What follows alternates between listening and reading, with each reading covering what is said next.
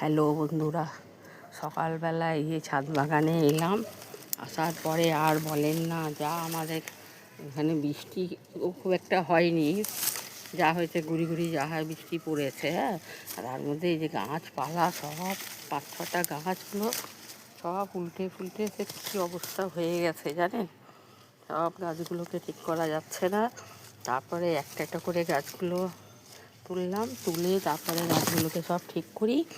আর এখানেও দেখেন সব ডালপালা বড় বড় সজনে গাছ, শিউলি ফুলের গাছ সব মানে একদম পড়ে টরে কী অবস্থা হয়ে গেছে জানেন।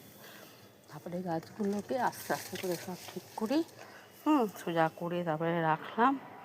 এবার করে এই যে গাছপালা দেখছি, এই আমড়া গাছটা পড়ে গিয়ে একদম বেঁকে টেকে একেকার অবস্থা হয়ে গেছে। একটা একটা করে সব আস্তে আস্তে করে তুললাম। কখন ঝড় হয়েছে জানি না, টেরই পাইনি রাত্রির বেলা কখন ঝড় হয়েছে। হ্যাঁ, ঘুমের চোখে তাও জানিও না।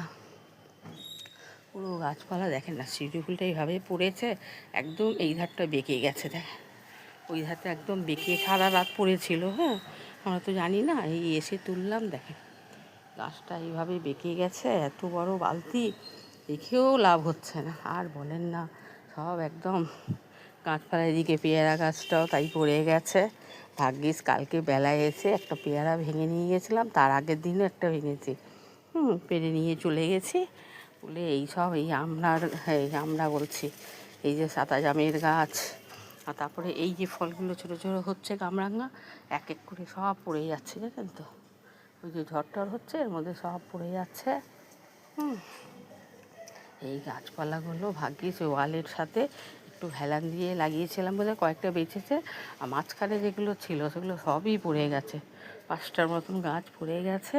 তারপরে ওকে ঠিক করি, ঠিক করে দিয়ে তারপরে আবার এই যে তারপরে একটুখানি ভাবছি করে ভিডিও করে দেখাই।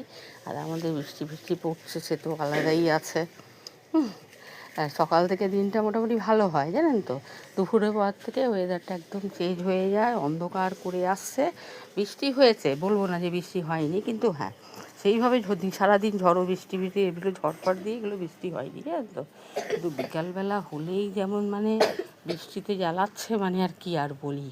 এখন ওই বৃষ্টি শেষ করতে পারছি না, কবে যে বৃষ্টি শেষ হবে বলেন। এই যে দেখেন সিম গাছটা কম বেড়েছে বলেন। হ্যাঁ, এত বড় সিম গাছের মধ্যে একটাও ফুল নেই, কী কারণ বলুন তো। আমি নিজেও বুঝতে পারছি না, সিম গাছটার মধ্যে একটা ফুলও আসেনি। হ্যাঁ, চলে আসার ব্যাপার। দেখেন এদিকে আছে, ওদিকে গাছটা একটু না পরে লাগিয়েছে, সেটা তার জন্যই বলছি না।